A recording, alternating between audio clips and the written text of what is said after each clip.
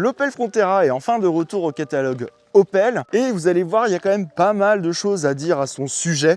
C'est un essai, on va dire, vraiment très compliqué parce que sur le papier, la voiture est hyper intéressante. On a la plateforme Smart Car de Citroën avec, donc conçue avec Tata pour C3 et C3 Aircross, dont c'est le cousin.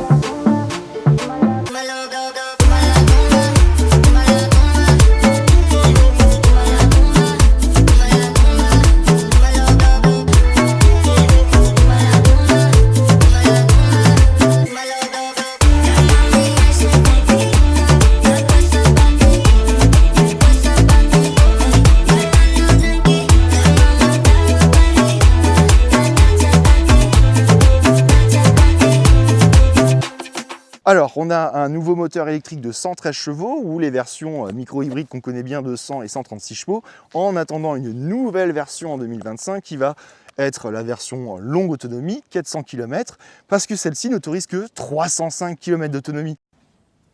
Je te demande pardon? Déjà là, voilà. Et surtout, je vais vous donner quelques caractéristiques techniques de la voiture. Ce que vous allez voir, c'est pas glorieux. Ok, let's go. On a un couple de 125 Nm, une batterie dont la capacité est de 44 kWh et elle peut charger jusqu'à 100 kWh. On a un 0 à 100 abattu en seulement 12 secondes, c'est rapide. Ça pousse. Et on est sur, en termes de dimension, un véhicule qui fait 1514 kg pour 4,38 m de long, 1,79 m de large et haut d'1,63 m. Et surtout, on a un empattement de 2,67 m. Opel nous vend la voiture comme une voiture fun to drive, amusante à conduire parce que pour un petit SUV électrique, il est plutôt léger. Ouais, c'est marrant. Mais alors, le problème, c'est que cette voiture est vendue aussi comme un côté détox. Maigrissez. Vous allez voir, c'est très détonnant par rapport au reste de la gamme Opel, où on a été habitué à des véhicules quand même un peu haut de gamme, un peu plus standing, un peu mieux fini, plus cossu. Là, il n'y a rien de tout ça. Vous allez voir, il y a vraiment beaucoup de choses à dire. Même pour la conduite, c'est une sacrée aventure. En termes de design, eh bien, la voiture reprend tout simplement le design Windsor qu'on connaît bien chez Opel, hein, avec les feux intégrés à la calandre. Et donc, un tout nouveau logo Opel en fait pour ce nouveau Frontera, hein, je crois que c'est lui qui l'inaugure. On retrouve aussi, alors peu importe les versions, là on est sur une GS, mais la version édition, donc l'entrée de gamme, il y a 2 niveaux de finition, et ben reprend aussi ce regard à LED avec des feux ici, et il me semble que c'est de l'halogène. On a un design quand même assez sympa sur la face avant, hein, il y a eu un vrai travail. Là on a un graphisme très recherché au niveau de la prise d'air. On a ce toucher ici, alors c'est pas chromé, c'est un plastique brut mais teinté en gris. Voilà, ça apporte quand même quelque chose d'assez sympa et on retrouve quand même des éléments qui le rapprochent par rapport à un Moka ou encore à un Grand Land. Mais alors vous allez voir, on a peut-être un peu plus de choses à dire au niveau du profil. Parce qu'au niveau du profil, eh ben, on n'a pas vraiment de surprise. C'est le C3 Aircross, il y a vraiment eu question design, pas vraiment de recherche, il n'y a pas vraiment de différenciation. On est sur un véhicule qui se veut économique chez Opel, puisqu'il est même moins cher à équipement équivalent de la Corsa électrique ou thermique. Donc bon, eh ben ça passe par ce profil, c'est le C3 Aircross. Alors évidemment, vous l'aurez deviné, ces très beaux rétroviseurs proviennent de la 208, 2008, 600 Abarth, Ypsilon, Alfa Romeo Junior, Opel Corsa et voilà. Hein, on les connaît bien, ils sont rentabilisés ceux-là. Alors notre version, elle profite aussi bien de jantes 17 pouces, une teinte métallisée et un toit noir. Alors, Opel propose 2 packs de personnalisation où on peut avoir les jantoles peintes en blanc et le toit blanc. Apparemment, ça plaît beaucoup aux Allemands avec l'ancien Frontera. Ils ont voulu le refaire pour celui-ci. Est-ce que ça va marcher en France? On ne sait pas. Bref, on est sur une belle voiture, hein, donc 4,40 m de long, assez spacieux pour 5 personnes. Après, là, vous pensez qu'il y a une vitre? Oui, mais elle fait que ça. Voilà. Au niveau de l'arrière, c'est comme pour la face avant, on a une vraie différenciation pour le coup. On retrouve un Frontera en toutes lettres, le nouveau logo Opel et ce diffuseur qui monte assez haut avec de nouveau cet insert en fait en plastique teinté brut et mat. Finalement, l'élément de design que j'apprécie le plus sur cet Opel Frontera, c'est ce phare arrière en fait qui est en 2 parties que je trouve au dessin assez travaillé puisqu'il déborde un peu de la carrosserie. On a cet insert ton carrosserie qui traverse le feu et qui le coupe en 2. C'est joli, c'est joliment fait. La signature lumineuse le soir est vraiment très jolie. Voilà. C'est le seul élément en termes de design extérieur que j'apprécie beaucoup. Cet élément-là aussi, mais une fois qu'on se rend compte de la taille de la vitre à l'intérieur, bon, c'est moyen. Donc voilà, moi je suis un peu entre J'aime bien, j'aime pas. Je suis vraiment beaucoup sur ma faim avec cette voiture. Il y a des trucs que je n'explique pas dans la logique de la conception et il y a des trucs que je n'explique pas dans le dessin. Je suis vraiment très dubitatif et vous allez voir à l'intérieur, c'est vraiment pas mieux. Allez, je vous emmène maintenant à bord de cette Opel Frontera. Poignée de porte un peu dure. Alors, vous voyez, on a quand même des petits inserts ici en alu, imitation aluminium. Du tissu un peu sympa avec ces petits inserts. C'est propre, hein, c'est joli. C'est joliment fait. Il y a un dessin un peu moderne, dynamique. Voilà, mais vous allez voir, je vais pas être positif très longtemps. Un peu la sellerie à bord de la voiture et donc le mobilier, le fameux Pure Panel de chez Opel. On retrouve ce tout petit volant ici, un peu hexagonal comme ça avec ce dessin. Le volant est vraiment joli, on a une bonne prise en main, il est vraiment très agréable à manier. Mais vous voyez, dans le côté détox en fait, eh ben, on ne peut pas voir tout simplement sa consommation. On a juste le pourcentage de batterie, le kilométrage restant. Et c'est tout. C'est honteux. Voilà, il y a rien d'autre.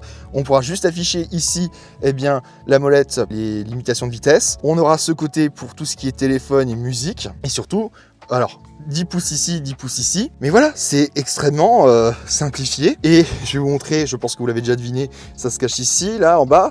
Mais voilà, déjà l'info divertissement, c'est tout. Voilà, il y a rien d'autre. Vous passez que par votre téléphone. Alors l'idée en soi, pour moi, je la trouve loin d'être mauvaise. Ça fait très bien le taf. Pas besoin de plus aujourd'hui avec tout ce qu'on fait. Pour le coup, ça, je vais pas aller à boulet rouge dessus. C'est une bonne idée. Les graphismes font juste un peu... ça fait un peu de peine, quoi. Après, les plastiques sont durs, mais les assemblages sont plutôt bons. Pareil, on retrouve aussi cet insert, mais regardez la finition. Enfin, Opel, s'il vous plaît. Là, regardez, on n'a même pas touché. C'est en train de se lever. C'est... Alors on a des petits rangements ici, les intégrations des bus ici, que c'est assez étrange. On retrouve aussi cet insert ici, avec le levier de vitesse, que vous connaissez bien le design. Et on a donc cet élastique. Eh bien, il permet d'accrocher des objets, en fait. Typiquement, pour mettre ici un iPad, ce qu'on nous a expliqué chez Opel. On retrouve également un rangement ici avec la coudoir. Pas très grand, mais on peut y ranger quelques affaires. On a donc ce que je voulais vous montrer, ce que moi je me suis fait avoir hier quand on m'a donné la voiture. C'est qu'en fait, on a la bonne vieille clé. C'est honteux. Il faut mettre la clé dans le contact pour démarrer la voiture. Voilà, tout simplement. On freine et il se passe rien. Voilà, et la voiture est prête. Pardon, j'avais la musique. Et voilà, la voiture démarre. Je veux dire, on a une clé. On a une clé. Pour le reste, même souci que pour la C3, l'airbag reste allumé constamment, il ne se désactive pas. On a alors le côté, on va pas se mentir, le côté un peu simplicité, détox, pas trop d'options. Moi, ça me plaît sur le papier. Honnêtement, c'est très sympa. Franchement, je vais rien dire. Le côté un peu simplicité, un peu comme chez Dacia, ce qu'on nous vante un peu chez Dacia, pas de souci. Il y a quand même des trucs, ça fait un peu radin, quoi. Il y a des trucs, ça fait un peu radinerie. J'ai du mal à saisir un peu l'intérêt sur ce véhicule-là. Vous l'avez compris, je pense, dès le départ, j'ai vraiment beaucoup, mais alors beaucoup de mal avec la voiture. La finition est bien, mais il y a des choses qui ont des défauts. Ils n'ont pas pris le temps en fait de revoir certaines erreurs qu'il y a eu avec la C3 Aircross et surtout la C3 classique. C'est con parce qu'il y a des éléments, des matériaux, on sent que ça va bien vieillir, c'est bien fini, c'est plutôt bien assemblé, mais il y a quand même des éléments par-ci par-là qui sont hyper compliqués. Même la poignée de porte, elle est restée bloquée alors que la voiture est déverrouillée. Voilà, il nous est arrivé énormément de bugs dans la voiture. Alors c'est dommage parce que on a des tissus en matière, attendez, je vais vous les montrer. On a quand même des tissus en matériaux recyclés, qui sont très agréables, c'est travaillé. Et en plus, on a cette lame blanche, donc vous le voyez ici, cet élément-là pour au niveau du fessier finalement. Et en fait, c'est pour réduire la fatigue. Et c'est travaillé, c'est vraiment bien. Franchement, on se sent super bien dans la voiture, on est bien maintenu. Il y a des bons points, elle cumule les bons points. C'est ça qui m'énerve, cette voiture cumule les bons points. Et en même temps, il y a des trucs qui vont pas. Il y a des trucs, je me dis, waouh, 2024, on a le retour des mauvaises voitures, quoi. Oh, je me dis, mais il y a quelques années, on pouvait plus dire les mauvaises voitures parce qu'il n'y en avait plus. On allait juste dire, j'aime pas le design, tiens, c'est un SUV, j'aime pas cette marque. Les voitures étaient bonnes. Là, on fait une marche arrière de 20-30 ans. Oh, c'est impressionnant. Bref, je vais quand même vous montrer l'espace arrière parce que, Dieu merci, il y a quand même des bons points sur cette voiture. Alors, on s'installe à l'arrière, donc conçu pour 5 personnes. Et vous voyez, le siège est réglé pour moi devant. J'ai de la place. Franchement, elle est spacieuse. C'est creusé, on a des petits rangements. On a un accès pour recharger son téléphone. Franchement, on est bien. Alors, un peu haut parce qu'on a le pack de batterie. Si vous regardez, j'ai les jambes un peu en hauteur. Mais franchement, pour le reste, c'est bien, hein. Alors, on sent quand même que c'est fait sobrement. Mais ça fonctionne. C'est bien éclairé. Et c'est ce que je vous disais. Regardez. Non mais, c'est quoi cette meurtrière là? Pourquoi? Donc bon, c'est plutôt pas mal. On est bien, on a de la place. Par contre, autre critique, à l'arrière, on a des accoudoirs pour se maintenir. Par contre, il n'y en a pas côté passager. Et c'est vachement galère, parce qu'on a pris une route avec des lacets. J'ai pas arrêté d'être ballotté. Franchement, on va pas se mentir, c'est bien. Bonne visibilité, regardez, on a beaucoup de luminosité, c'est hyper agréable. Mais il y a vraiment des trucs, je suis désolé, pour moi, ça passe pas. Après, je suis bien maintenu niveau dossier, hein, je suis très bien installé. Franchement, à l'arrière, on est vraiment bien, même si les jambes, les genoux vont être un peu pliés à cause de la batterie. Je suis super bien. Mais je regrette... Ah bah, vous voyez, je viens de découvrir qu'il y avait encore des rangements ici. J'avais pas vu. Et pareil pour le passager.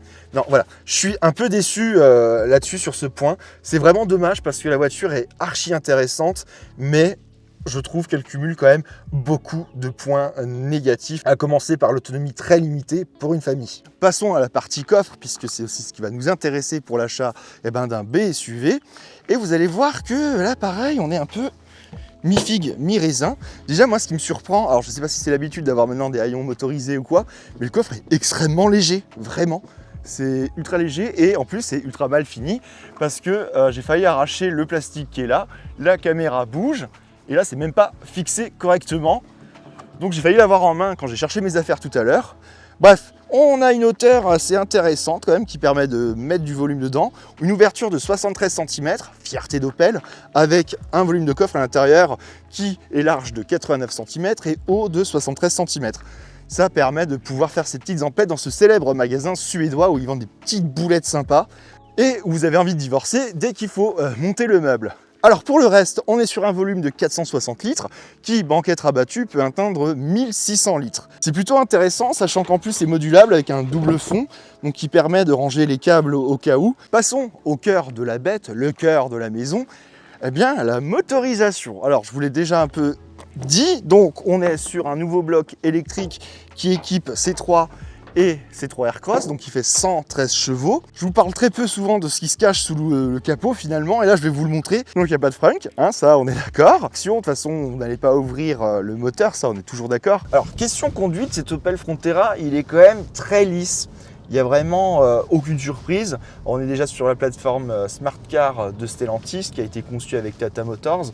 Donc une plateforme qu'on commence à bien connaître puisqu'on la retrouve chez Citroën avec la C3 et la C3 Aircross, puisque le Frontera est un C3 Aircross bon chic, bon genre. Non, c'est pas vrai. Je suis à ma troisième reprise parce que je suis ultra négatif sur la voiture, m'en voulez pas.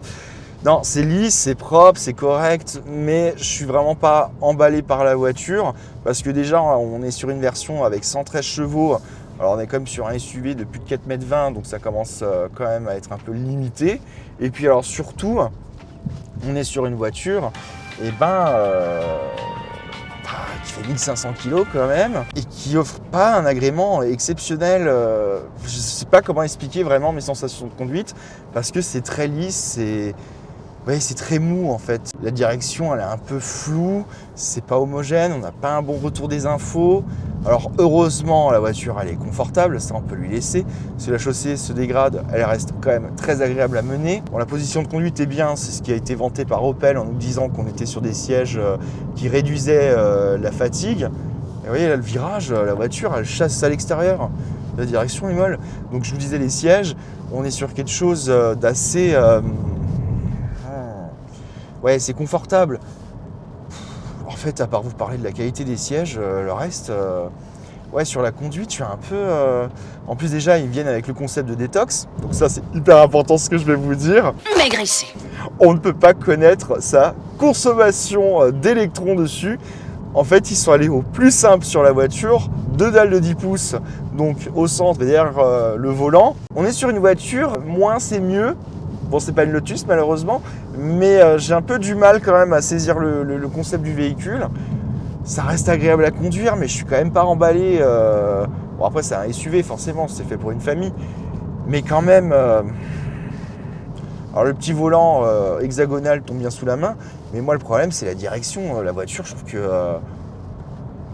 on a un peu du mal, elle s'écrase très vite en fait dans les virages. Donc bon, je vais pas m'étendre plus sur cette partie route pour le coup. Je n'ai rien à dire en fait, voilà, ça tient la route sans tenir la route, parce que dès que vous la brusquez, il n'y a plus personne. La consommation, je peux pas vous en parler parce que on la sait pas. Le seul truc que je peux vous dire, parce que c'est quand même un point positif, on a 2 boutons à côté du volant, comme à l'époque des feux chez Opel, comme la plupart des voitures allemandes, où on peut désactiver l'alerte de survitesse et le franchissement de ligne. La voiture n'a pas de mode break et elle a un mode C. Alors qu'est-ce que c'est le mode C? Moi au début je pensais que c'était charge. Je me suis dit, les mecs n'ont pas eu envie de mettre break, ils ont mis charge. Non, en fait, c'est l'unique mode de conduite de la voiture qui s'appelle confort. Et au lieu de vous aider à récupérer de l'énergie quand vous roulez, en fait, ça désactive la récupération. C'est du génie, bordel. Abonnez-vous. Voilà, si c'est pas fait. Alors voilà, on arrive au moment de la conclusion. Vous avez compris, je suis pas du tout intéressé par la voiture, je ne suis pas du tout convaincu par la voiture. Beaucoup d'erreurs comme ça, de négligence et de ratés.